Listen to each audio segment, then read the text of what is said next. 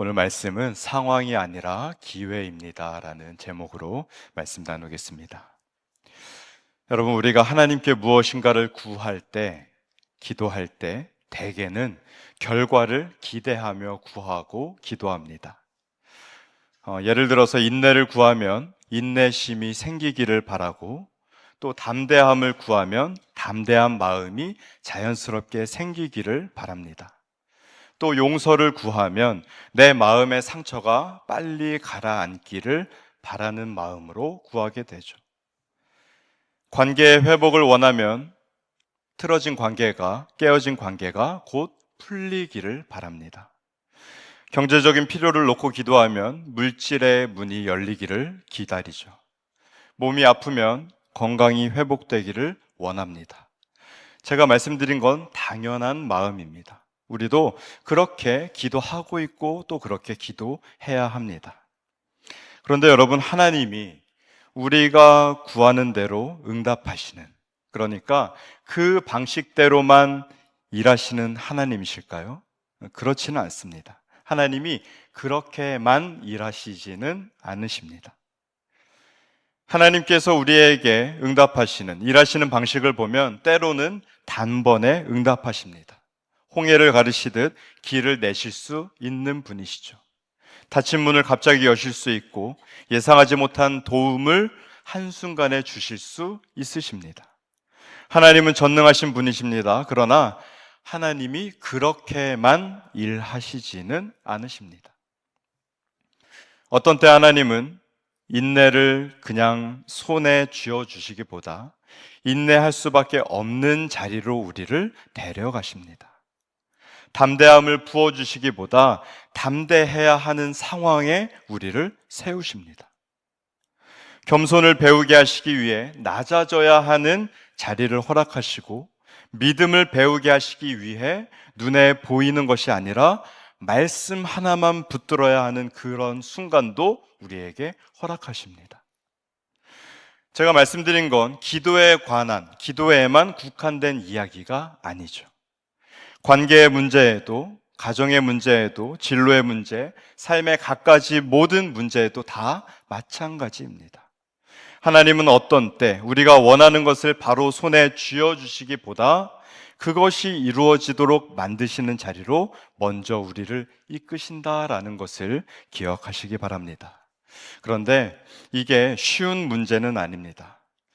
그렇구나, 할 수 있는 게 아니기 때문이죠. 그러면 문제가 무엇인가?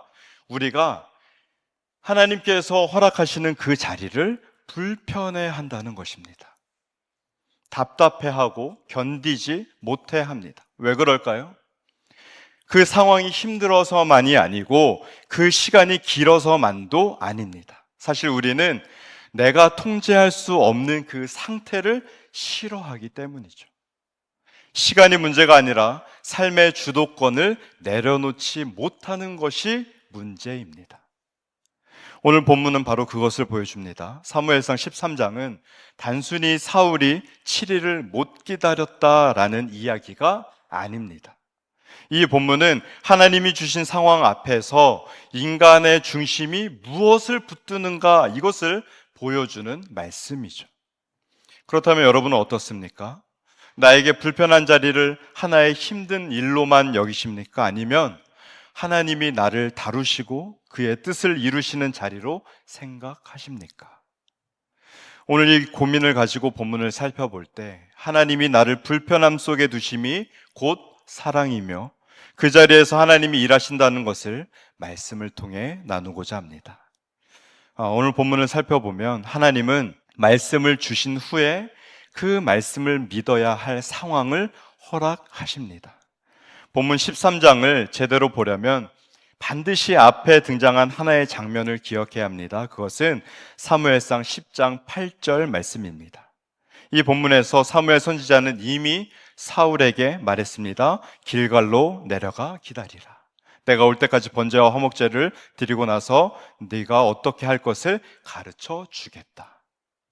그러니까 오늘 본문 13장의 위기는 갑자기 일어난 사고와 같은 일이 아니라는 것이죠. 이미 말씀을 받은 사람이 그 말씀 아래에서 반응하고 순종해야 했던 것입니다. 하나님은 사울에게 왕위를 주시고 나서 모든 일을 순조롭게 풀어주지 않으셨습니다. 말씀을 주신 후에 그 말씀을 신뢰해야 하는 상황을 허락하셨습니다. 말씀이 먼저였고 상황이 그 다음이었습니다. 그러므로 사울이 해석해야 할 것은 단순히 우리의 군사 상황이 어떤가, 적의 군사 상황이 어떤가, 이것이 아니라 말씀 안에서 상황을 해석하는 것이었죠. 본문을 보면 그 압박이 얼마나 대단했는지 알 수 있습니다. 블레셋이 어마어마한 군세를 모읍니다. 이스라엘 백성들은 두려워서 동굴과 수풀과 구덩이에 숨어버립니다. 백성은 사울 곁을 떠나 흩어집니다.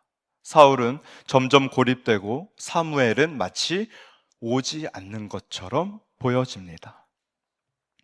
여러분, 그 자리에 서 있는 사울을 한번 생각해 보시면 사울이 왕인데 혼자 남겨졌습니다. 군사들은 다 흩어졌고 믿었던 사무엘은 오지 않고 적군은 코앞까지 도착해 있었습니다. 여러분, 그 침묵이 얼마나 길고 무서웠겠습니까? 하루가 지나고 이틀이 지나고 사흘이 지납니다. 그래도 사무엘이 돌아오지 않습니다. 백성은 계속 빠져나갑니다. 그 자리에서 사울이 했어야 하는 것은 무엇일까요? 말씀 하나만큼은 붙들고 있어야 했습니다. 그러면 여러분, 바로 이때가 무엇의 순간이냐면 사울 왕은 전쟁을 겪고 있는 전쟁의 순간이기도 하지만 이것을 영적으로 해석하면 말씀을 붙들 것인가 아니면 상황에 대처할 것인가, 이 기로에 서 있던 순간입니다. 하나님은 우리에게도 그렇게 일하실 때가 있습니다. 말씀을 먼저 주십니다. 염려하지 말라, 두려워하지 말라, 원수를 사랑하라, 항상 기뻐하라, 여호와를 기다리라, 서로 사랑하라. 그리고 나서 그 말씀을 실제로 믿어야 하는 상황을 펼쳐주시죠. 용납하라는 말씀을 듣고 나서 정말 용납하기 어려운 사람을 만나게 하십니다. 감사하라는 말씀을 듣고 나서 감사하기 어려운 현실을 허락하시기도 하죠. 두려워하지 말라는 말씀을 듣고 나서 인간적으로는 두려울 수밖에 없는 순간 앞에 세우시기도 합니다. 왜 그러실까요?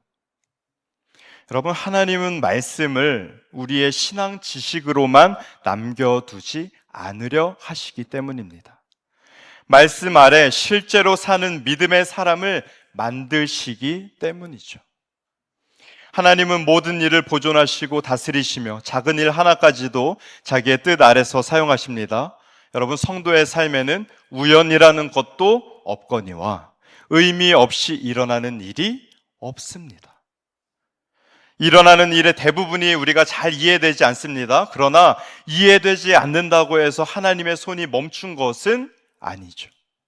하나님의 섭리는 내가 가장 이해하지 못할 때도 역사하고 계심을 믿으시기 바랍니다. 10장에서 사무엘이 7일이라는 표현을 쓰니까 마치 이 설교가 시간의 기다림만을 말하는 것처럼 들릴 수 있습니다. 그런데 성경에서의 기다림은 단지 시간의 문제를 말하는 것이 아닙니다. 어떤 사람에게 기다림은 말하지 않고 품는 것입니다. 어떤 사람에게는 지금 손대지 않고 맡기는 것이고, 또 어떤 사람에게는 빨리 결론 내리지 않는 것입니다. 어떨 땐 받아들이기 싫은 그 현실 앞에서 말씀 안에 그냥 머무는 것이기도 하죠. 그러니까 기다림이라는 것은 단순히 시간이 아니라 하나님 아래 머무는 상태를 의미합니다. 하나님이 열어주실 때까지, 하나님이 말씀하실 때까지, 하나님이 하실 때까지 내가 기다리는 것입니다. 여러분, 기도하셨습니까? 말씀이 믿어지셨습니까? 그렇다면 주신 환경, 상황도 하나님이 주셨음을 기억하시기 바랍니다. 그 상황 안에서 나를 빚어가시는, 만들어가시는 주님을 온전히 경험하시기를 바랍니다. 또 한 가지 기억할 것은 우리는 그 상황이 힘들어서만이 아니라 내가 통제할 수 없어서 불편해합니다. 사울은 7일을 기다립니다. 그런데 자기 눈에는 사무엘이 늦는 것 같고 백성은 자꾸 흩어지고 블레셋은 점점 가까워집니다. 더 이상 기다릴 수 없다고 판단한 사울은 번제를 가져오라고 명령하죠. 그리고 자기가 번제를 드립니다. 제사장이 아닌 왕이 하나님의 허락 없이 자기 손으로 제사를 드린 것입니다. 그런데 아이러니하게도 번제를 마치자마자 누가 도착하나요? 사무엘이 도착합니다. 본문이 이 장면을 얼마나 아프게 그리고 있냐면 사울이 막 번제를 마쳤을 때, 그때 사무엘이 도착합니다. 여러분, 이 장면을 보면서 어떤 생각이 드십니까? 역시 사울이 좀 조급했다. 조금 더 기다리지. 조금 더 기다렸으면 사무엘이 도착했을 텐데. 물론 맞습니다. 그런데 본문 해석을 조금 자세히 보면 더 깊은 의미가 있음을 알 수 있습니다. 히브리어 원문으로 보니까 사울이 어쩔 수 없이라고 말한 그 표현의 문자적 의미가 스스로를 강요했다라는 뜻을 가지고 있습니다. 그러니까 스스로 어쩔 수 없이 했다라고 여긴 것이죠. 그러면서 사울은 그 불순종을 통해, 어쩔 수 없다는 핑계, 불순종을 통해서 하나님의 은총을 얻을 수 있다고 믿었다는 것입니다. 어쩔 수 없는 순종으로 은혜를 얻어내겠다. 여러분, 이 모습이 저와 여러분에게 없다고 말할 수 있겠습니까? 사울이 사무엘에게 뭐라고 말합니까? 백성이 흩어지고 당신은 정한 날에 오지 않았고 블레셋은 모여 있었고 그래서 내가 억지로 번제를 드렸습니다. 여러분, 틀린 말인가요? 상황으로만 놓고 보면 틀린 말이 아닙니다. 하지만 그의 표현 중에 부득이하여 번제를 드렸나이다라는 이 사울의 말 속에는 자기 잘못이 없었습니다. 백성 탓, 사무엘 탓, 상황 탓이죠. 자기는 어쩔 수 없었다는 것입니다. 이 말 속에 무엇이 숨어 있냐면 핑계가 있고 정당화가 있고 상황 논리가 있습니다. 그리고 무엇보다 중요한 자기가 통제권을 잡아야 한다는 그 죄된 욕망이 들어 있었던 것이죠. 여러분, 사울의 죄는 단순히 급했다는 데 있지 않습니다. 말씀보다 상황을 더 크게 본 것이고 하나님의 명령보다 자기 판단을 더 신뢰한 것이고 결국은 하나님 나라의 왕으로 자신이 서기보다 자기가 왕 노릇을 한 것입니다. 또 하나 살펴볼 것은 사울은 지금 노골적으로 하나님을 거부하는 말을 하지 않습니다.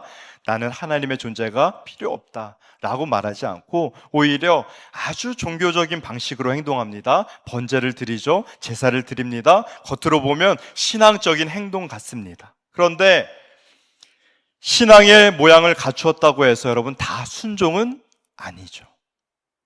사울은 긴박한 상황에서 전쟁 전에 하나님의 은총이 필요했고 그래서 제사를 드린 것입니다.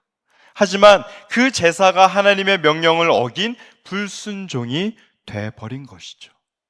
하나님의 은총을 얻으려다 하나님의 말씀을 어긴 것입니다. 여러분, 이 모양이 우리와 너무 닮아 있지 않습니까? 지금 내 삶에 풀리지 않는 상황들, 또 그 상황들은 왜 그렇게 오래 가는지, 상황이며 사람이며 눈에 보일 만한 변화는 왜 일어나지 않는지, 이런 여러 가지 답답함 속에서 저와 여러분은 어떻게 반응하고 있는가 고민해 봐야 하는 것이죠. 우리는 하나님을 믿는다고 말합니다. 하지만 실상은 하나님이 내 시간표 안에서 응답하시기를 원합니다. 하나님의 뜻을 묻는다고 하면서 사실은 내 뜻에 하나님의 도장을 바꾸고 싶어 할 때가 얼마나 많이 있습니까? 조금만 막혀도 불안해하고 조금만 꼬여도 내 손으로 상황을 정리하려고 합니다. 여러분, 이것이 단순히 조급한 사람들이어서 우리가 그러는 것이 아니라 더 자세하게 들여다보면 우리는 하나님을 온전히 신뢰하지 못하는 죄인들이다라는 말씀입니다. 죄는 단순히 어떤 계명을 어긴 행동을 넘어서서 하나님의 자리를 탐하는 그 마음입니다. 피조물인 내가, 저와 여러분이 피조물 되기를 거부하는 것입니다. 하나님이 정하신 때를 기다리기보다 오히려 내 때를 주장하는 것입니다. 여러분, 피조물이 한자 말인데요. 피조물의 피자가 무슨 말이냐면 당한다라는 뜻을 가지고 있습니다. 그러니까 주체가 아니라는 것, 능동적인 주체가 아니라는 것이죠. 그 어떤 주체에 의해 당하는 존재라는 것입니다. 그러니까 조물주에 대해 피조물은 기다리고 받고 의존하는 그런 존재라는 것이죠. 그런데 죄는 무엇일까요? 죄는 피조물이 창조주처럼 굴고 싶어 하는 것입니다. 내가 결정하고 내가 정리하고 내가 끝내고 싶어 하는 것이죠.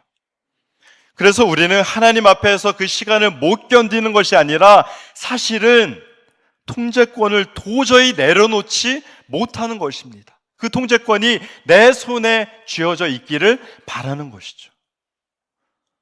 단순히 결과를 기다리지 못하는 것이 아니라 하나님께 주도권을 들인 채 머무는 것을 견디지를 못하는 것입니다. 우리의 죄성이 참지 못하게 하고 조급하게 결론 내리고 안절부절하게 하고 하나님께 맡겨지는 그 상태를 싫어함으로 못 견디는 것이죠. 때문에 하나님이 우리를 다루시는 과정은 우리에게는 항상 불편합니다. 하나님이 우리를 참게 하시고 기다리게 하시고 낮추시게 하는 것, 오래 품게 하시는 것, 이런 것들이 다 불편합니다. 왜냐하면 그 모든 과정 속에서 하나님이 건드리시는 것은 단순한 외부 환경이 아니라 우리 안에 있는 자기 중심성을 만지시기 때문이죠. 사울은 전쟁이 두려운 것만이 아니라 자신이 왕인데 자기 손으로 정리할 수 없는 그 상태를 견디지 못했습니다. 그래서 말씀을 벗어났습니다. 그래서 결국 왕이면서도 왕 노릇을 잘못한 것이죠. 이사야서 30장 15절에 보니까 이렇게 말씀합니다. 돌이켜 조용히 있어야 구원을 얻고 잠잠하고 신뢰하여야 힘을 얻는다. 그리고 이어지는 말씀, 노란색으로 표시된 말씀인데요. 너희가 원하지 아니하고. 죄 많은 인간은 조용히 있는 것을 싫어합니다. 무슨 뜻이냐면 그 자리는 내가 통제하는 자리가 아니라는 것이죠. 그래서 이런 질문이 저와 여러분에게 있어야 합니다. 하나님, 이 상황 속에서, 지금 나에게 주어진 이 상황 속에서 제 안에 무엇을 드러내기를 원하십니까? 제가 지금 말씀을 따라가고 있습니까? 아니면 상황을 제 손으로 통제하려고 하고 있습니까? 이런 질문들이 우리 안에 있어야 하는 것이죠. 오늘 본문 속 사울은 이러한 질문조차 하지 못했습니다. 상황이 너무 크게 보였고 말씀은 너무 멀게 느껴졌기 때문에 자기 판단대로 움직였습니다. 그것이 사울만의 이야기가 아님을 우리는 잘 알고 있습니다. 하나님의 음성이 들려도 원하지 않는 것, 그것이 우리 안에 있는 죄성입니다. 이 죄성을 인정하고 내 판단이 아닌 말씀 앞에 무릎 꿇는 저와 여러분 되기를 간절히 바랍니다. 또 한 가지 기억할 것은 하나님은 그 불편한 상황 속에서 문제보다 사람을 먼저 다루십니다. 사람이라 하면 누구일까요? 바로 저와 여러분이죠. 사무엘이 도착합니다. 그 순간을 본문은 이렇게 보여줍니다. 사울이 번제 드리기를 마치자마자 사무엘이 왔습니다. 사울은 사무엘을 맞으러 나가 문안합니다. 겉으로는 평안한 인사이죠. 그런데 11절에 사무엘은 바로 묻습니다. 왕이 행하신 것이 무엇이냐 하니. 왕이 행한 것이 무엇입니까? 그 질문 앞에서 사울이 변명을 늘어놓습니다. 백성은 내게서 흩어지고 당신은 정한 날에 오지 아니하고 블레셋 사람은 mik마스에 모였음을 내가 보았으므로 부득이하여 그래서 어쩔 수 없이 번제를 드렸습니다. 여러분, 이 말씀을 잘 보면 사울의 말 속에 자기 잘못이 없습니다. 전부 상황 탓이죠. 사울은 자신이 어쩔 수 없다고 생각했습니다. 하지만 사무엘의 반응은 단호하죠. 13절에 보니까 왕이 망령되이 행하였도다. 왕이 하나님 여호와께서 왕에게 내리신 명령을 지키지 아니하였도다. 그리고 나서 말을 이어갑니다. 14절에 왕의 나라가 길지 못할 것이라. 여러분, 왜 이렇게까지 무거운 판정이 내려졌습니까?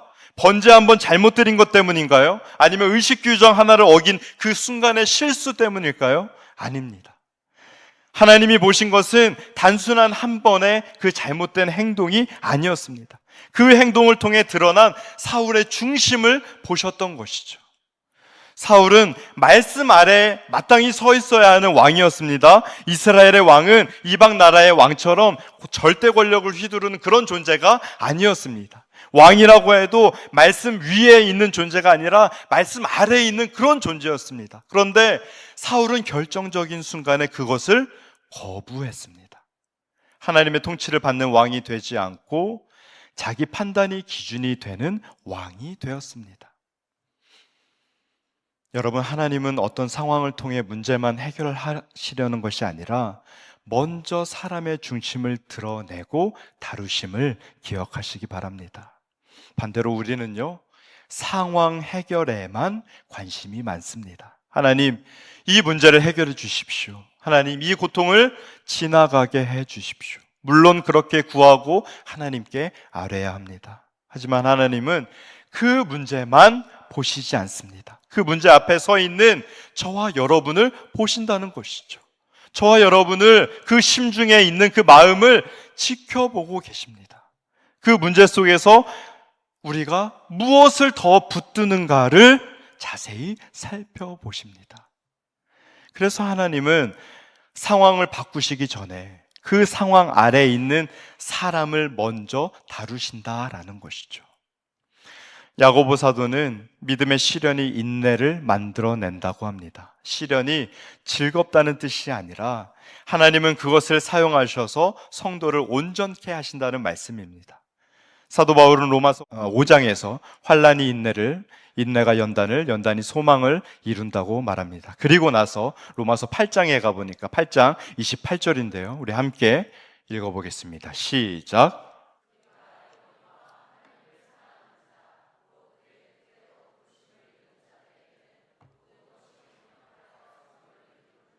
아멘. 모든 것이 합력하여 선을 이룬다는 그 말씀, 우리는 그 선을 너무 빨리 내 방식의 좋은 결과로만 해석합니다. 그런데 사도 바울이 바로 다음 구절에서 그 선을 설명합니다. 이 선은 궁극적으로 그 아들의 형상을 본받게 되는 것입니다. 하나님이 모든 것을 통해 이루시는 선은 단순히 일이 잘 풀리는 정도가 아니라 하나님은 우리를 그리스도를 닮은 사람으로 빚어 가신다라는 것이죠. 성화라는 것은, 거룩하게 변한다는 것은 내가 나를 개선하는 행위가 아니라 하나님이 자기 백성을 말씀과 성령과 섭리를 통해 그리스도의 형상으로 빚어 가시는 역사를 말합니다. 여기서 오늘 설교의 제목에 쓰여진 기회라는 말, 이 기회라는 단어를 조심해서 써야 합니다. 여기서 말하는 기회는 말씀드린 불편한 모든 것입니다. 하나님이 나를 다루시고 그의 뜻을 이루시는 그 자리, 우리가 스스로 불편하다고 느끼는 그 자리가 바로 기회라는 것이죠. 하나님이 내 안에 불신앙을 드러내시는 자리일 수 있습니다. 내 교만을 낮추시는 자리일 수 있습니다. 내 판단을 꺾으시고 그분의 말씀만 남기시는 자리가 될 수 있다라는 것을 여러분 꼭 기억하시기 바랍니다. 그렇다면 여러분, 그런 우리에게 소망이 있는가? 네, 있습니다. 우리의 소망은 오늘 본문의 사울도 아니요, 다른 누구도 아니라 우리의 참 왕이 되신 그리스도께 있습니다. 우리는 지금 이 설교를 들으면서 사울을 보면서 우리는 잘 기다리고 참으라고 말씀하는구나. 그래, 이제 내가 더 잘 버티고 더 잘 참아야겠다라고 생각하는 것으로 끝난다면 결코 문제는 해결될 수 없습니다. 계속해서 반복될 것입니다. 오늘 본문은 단순히 삶의 모양에 대한 조언의 본문이 아니라 죄에 대해서 다루고 있는 본문이기 때문입니다. 사울의 문제는 의지가 부족한 것이 아니라 그 마음의 중심이 문제였습니다. 우리에게도 마찬가지, 우리에게 필요한 것은 대처법 몇 가지가 아니라 새로운 왕, 새로운 통치가 필요하죠. 본문만 보면 우리는 사울을 비판하기 쉽습니다. 하지만 조금만 더 깊이 들여다보면 우리 모두는 이런 사울의 모습을 다 가지고 있습니다. 하나님이 말씀하셔도 상황을 더 크게 보고 조금만 흔들려도 내 손으로 이 상황을 정리하려고 합니다. 심지어 신앙적인 언어를 쓰면서도 내 뜻을 관철시키려고 할 때가 얼마나 많이 있습니까? 사울만 그런 것이 아닙니다. 아담도 그랬습니다. 하나님이 주신 자리에서 하나님의 말씀 앞에서 자기의 판단을 따랐습니다. 그래서 결국 어떻게 되었나요? 주신 것을, 그 귀한 것을 다 잃어버렸습니다. 하지만 예수님은 달랐습니다. 본문 13장 14절에 보니까 이렇게 표현되어 있습니다. 여호와께서 그의 마음에 맞는 사람을 구하여. 하나님이 자기 마음에 맞는 사람을 구하였다고 말씀하죠. 직접적으로는 누구를 가리키는가? 다윗을 가리키는 말씀입니다. 그러나 이 말씀은 다윗에서 끝나지 않죠. 왜냐? 다윗도 완전한 왕은 아니었습니다.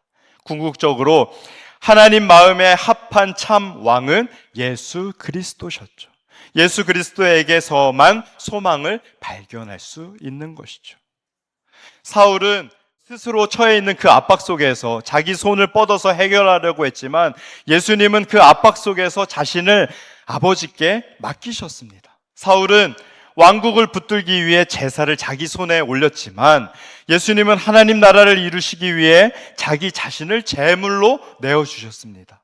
우리가 실패한 그 자리에서 우리를 대신해서 순종하신 것이죠. 여러분, 다음 주 이제 고난주간 시작되는데요, 주님이 겟세마네에서 이렇게 말씀하시죠. 내 원대로 마시옵고 아버지의 원대로 하옵소서. 이렇게 말씀하신 그분이 우리와 사울, 아니 다윗도 결코 할 수 없었던 그 순종을 이루셨습니다. 여러분, 십자가는 인간적으로 보면 가장 답답하고 가장 이해되지 않는 그런 상황이었습니다. 하나님의 아들이 조롱당하고 채찍맞고 죽는 자리였습니다. 실패처럼 보이고 패배처럼 보이는 자리였죠. 그런데 바로 거기서 하나님이 가장 크고 영원한 구원을 이루셨습니다. 하나님은 가장 어둡고 모순되어 보이는 상황 속에서도 자기 뜻을 이루심을 믿으시기 바랍니다. 그리고 그 뜻은 언제나 자기 백성을 구원하시고자 하는 그 긍휼하신 마음인 것이죠. 그러므로 여러분, 꼭 기억하셔야 할 것은 우리의 의롭다 하심은 우리가 얼마나 잘 기다렸느냐에 달려있지 않습니다. 우리의 의는 오직 예수 그리스도의 순종에 있습니다. 그분이 순종하셨기 때문에 우리가 하나님 앞에 설 수 있게 된 것이고, 그분의 순종으로 우리가 지금도 이 자리에 나와서 하나님 앞에 기도하며 부르짖을 수 있는 것이죠. 또한 주님 승천하시며 우리에게 보내주신 성령께서 그 그리스도의 순종을 우리 안에 적용하셔서 우리도 조금씩 내 뜻을 내려놓고 하나님 앞에 순종하는 사람으로 빚어 가십니다. 빌립보서 2장 13절에 하나님이 자기의 기쁘신 뜻을 위하여 우리 안에서 행하신다고 말씀합니다. 성도는 내 힘으로, 자기 힘으로만 버티는 사람들이 결코 아닙니다. 그리스도 안에서 성령의 역사로 점점 자기 통제욕을 내려놓고 하나님께 맡기는 법을 배워가는 사람이죠. 주님은 우리에게 한번 잘 해봐라 라고 말씀하시는 것이 아니라 그리스도를 바라보라는 것입니다. 우리에게 정신 차리라 말씀하시는 것이 아니라 예수 그리스도 안에 거하라 말씀하시죠. 그러니까 여러분, 우리가 견디기 어려운 것은 그 시간이 아니라 하나님께 주도권을 들인 채 머무는 그 자리입니다. 우리는 자꾸 내 손으로 정리하려 하고 내 판단으로 결론을 내리려고 합니다. 그러나 그 자리에서 하나님이 우리를 다루고 계십니다. 상황을 바꾸시는 것이 아니라 우리 안에 있는 것들을 드러내고자 하십니다. 그러니 지금 내 삶에 있는 이 불편함, 저와 여러분이 겪고 있는 삶에 어떤 불편함이 있으시다면 그 불편함을 조금은 다르게 바라보시기 바랍니다. 버려진 자리가 아니라 하나님이 나를 빚어가시는 자리입니다. 사울은 그 자리를 견디지 못하고 말씀을 떠났습니다. 우리도 사울처럼 그 자리를 견디지 못할 때가 많이 있습니다. 그러나 우리에게는 참된 왕이신 그리스도가 계십니다. 그분이 우리를 대신하여 끝까지 순종하셨고 지금도 우리 안에서 성령으로 역사하십니다. 말씀을 맺습니다. 오늘 우리가 붙들어야 할 것은 상황이 아니라 말씀입니다. 내가 쥐고 있던 통제권이 아니라 하나님이 다스린다는 사실입니다. 오늘 내가 말씀 아래 여전히 서 있는지, 아니면 내 판단 아래 서 있는지, 그것을 돌아보고 상황이 아닌 말씀을 붙들고 하나님의 다스리심을 신뢰하며 끝까지 순종하신 예수 그리스도를 바라보며 변화되어 가는 저와 여러분 되시기를 주님의 이름으로 축원드립니다.